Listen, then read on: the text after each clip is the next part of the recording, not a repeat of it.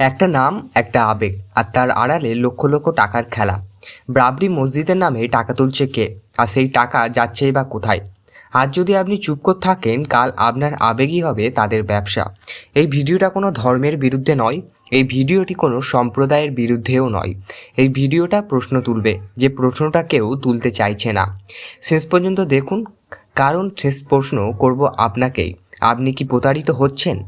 বাবরি মসজিদ শুধু ইট পাথরের একটা কাঠামো ছিল না, এটা ছিল ইতিহাস, এটা ছিল আবেগ, এটা ছিল মুসলিম সমাজের আত্মসম্মান।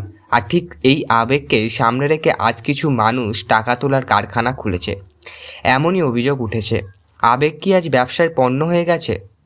সাহায্য করা অপরাধ নয়, কিন্তু প্রশ্ন করা কি দায়িত্ব জ্ঞানহীনতার নয়?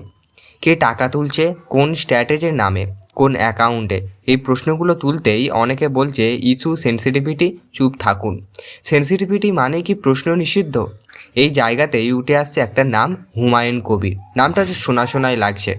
তিনি নিজেকে তুলে ধরেছেন বাবরি মসজিদে ন্যায় বিচারের একজন মুখ হিসাবে। সোশ্যাল মিডিয়ার ভিডিও, লাইভ, আবেগঘন বক্তব্য সবই আছে, কিন্তু প্রশ্ন হচ্ছে তিনি কি কোনো সরকার স্বীকৃত ট্রান্সের প্রতিনিধি, নাকি তিনি ব্যক্তিগত উদ্যোগ? একজন ব্যক্তি কি পুরো মুসলিম সমাজের প্রতিনিধি হতে পারে? টাকা কোথা থেকে আসছে? বিভিন্ন সূত্র অনুযায়ী online, UPI, bank transfer, live donation, এইভাবেই টাকা তোলা হচ্ছে। লক্ষ লক্ষ টাকা, কিন্তু প্রকাশ্যে নেই কোনো হিসেব, না এডিট রিপোর্ট, না পাবলিক স্টেটমেন্ট। হিসেব না থাকলে বিশ্বাস থাকবে কিভাবে? বাবরি মসজিদ আজ আর শুধু ধর্মীয় ইস্যু নয়, একটা রাজনৈতিক হাতিয়ারও, যে আবেগকে উল্টকে দিচ্ছে। ভোট আদায় হয়, ফান্ড তোলা হয়, ফলোয়ার্স বাড়ানো হয়, আর যারা প্রশ্ন তোলে তাদের চুপ করিয়ে দেওয়া হয়। আবেগ যদি মানুষ চালানোর কি নৈতিক? সাধারণ মুসলিমদের কথা হয়ে আমি বলছি, অনেক সাধারণ মুসলিম বলছেন আমরা সাহায্য করছি বিশ্বাস করে। আজ তারা নিজেরাই প্রশ্ন করছেন আমাদের টাকাটা কোথায় গেল। আবার কেউ বলছেন প্রশ্ন তুললে বদনাম হবে। বদনাম বড় না প্রতারণাও? সবথেকে বড় ক্ষতি হচ্ছে বিশ্বাসের ক্ষতি। আগামী দিনে যদি কোনো অলস কাজের জন্য, আসল কাজের জন্য সাহায্য চাওয়া হয়, মানুষ কি বিশ্বাস করবে?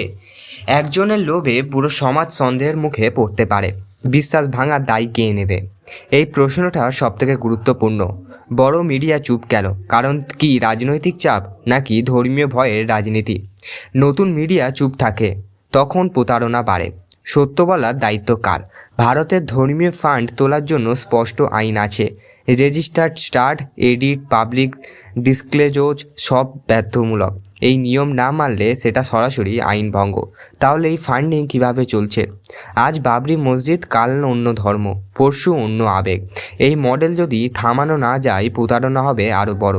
আজ না থামলে কাল কি হবে? এই ভিডিওটা কোনো রায় দেয়নি, এই ভিডিওটা প্রশ্ন তুলছে। আপনি কি মনে করেন বাবরি মসজিদের নামে মুসলিম সমাজের আবেগ নিয়ে খেলা হচ্ছে? কমেন্টে লিখুন আপনার মতামত। ভদ্র ভাষায় আলোচনা হোক, কিন্তু ভিডিওটা শেয়ার করুন, কারণ প্রশ্ন ছড়ালে প্রতারণা থামে। কিন্তু আমি আপনাদের জন্য সন্টু পাল হয়ে নতুন ভিডিও রিপোর্ট নিয়ে সবসময় আপনাদের কাছে হাজির হব। আশা করব এইসব ভিডিও আপনাদের খুব ভালো লাগবে।